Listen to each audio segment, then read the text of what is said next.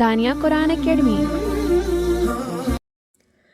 اللهم صل على سيدنا ومولانا محمد وعلى آل سيدنا ومولانا محمد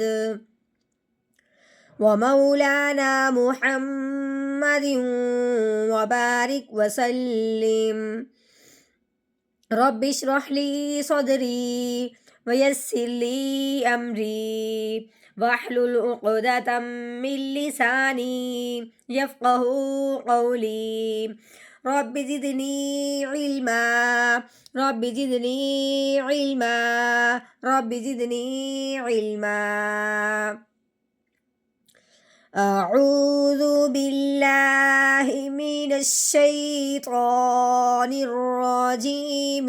بسم الله الرحمن الرحيم.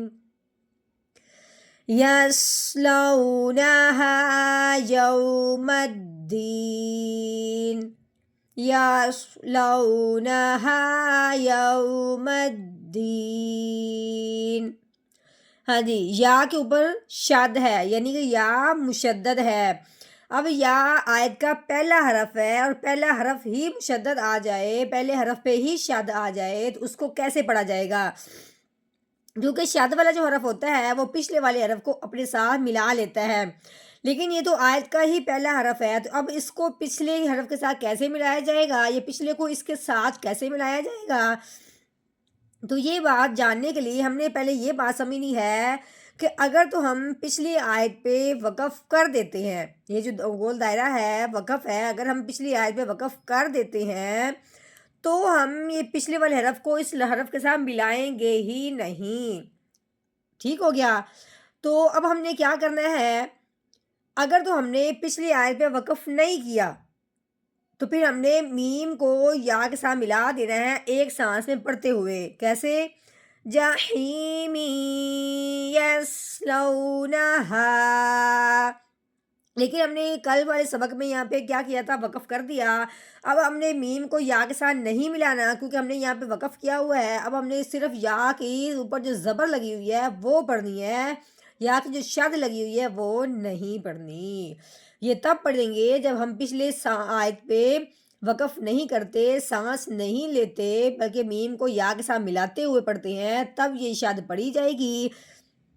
تو پچھلی آیت میں اگر ہم نے سانس لے لی ہے تو پھر یہ شد نہیں پڑھی جائے گی، صرف یہ زبر پڑھی جائے گی. کیسے؟ یا صاد زبر یاش یاش.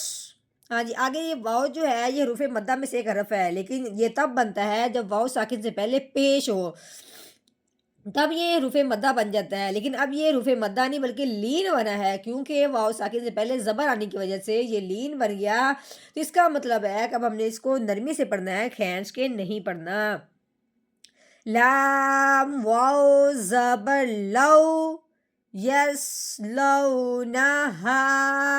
الف سے پہلے زبر آنے کی وجہ سے ہم نے اس کو ایک الف کے برابر لمبا کرنا ہے. یصلونہا. ہاں جی، یہ بھی جو واو ہے اس سے پہلے بھی زبر آئی، واو ساکن سے پہلے کیا ہے؟ زبر ہے، اس لیے اس کو بھی ہم نے کیا کرنا ہے؟ نرمی سے پڑھنا ہے، کھینچ کے نہیں پڑھنا، کیونکہ اس پہ لین کا قاعدہ جاری ہو رہا ہے. کیسے؟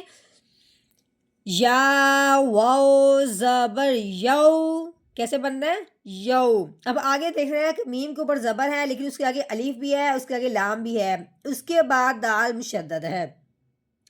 اب ہم نے کیا کرنا ہے؟ اس میم کو اس دال مشدد کے ساتھ ملانا ہے، الف اور لام کے ساتھ نہیں ملانا. میم دال زبر مد. دال مشدد ہے، اس کو ہم نے دباتے ہوئے پڑھنا ہے. یو مد. آگے یا ساکن سے پہلے زیر آنے کی وجہ سے یا ساکن کو ایک الف کے برابر لمبا کیا جائے گا. دال یا زیر دی. اس یا ساکن پہ مد کا قاعدہ جاری ہو چکا ہے، یا ساکن سے پہلے زیر آ گئی ہے اس لیے. یوم الدین. اب نون متحرک ہے، نون کے نیچے زیر ہے اور یہ آیت کا آخری حرف ہے. اب آخری حرف متحرک ہو تو وقف کی صورت میں اس کو کیسے پڑھا جائے گا؟ اب ہم نے کیا کرنا ہے، پہلے تو ہم نے دینی پورا پڑھ لینا ہے، جب ہم نے وقف کرنا ہے تو اس کی حرکت گرا دینی ہے، نون کو ساکن کر دینا ہے. یہ ہم نے متحرک حرف کو وقف کی صورت میں کرنا ہے. کیسے؟ آگے وقف یوم الدین، یوم الدین، یصلونہا یوم الدین.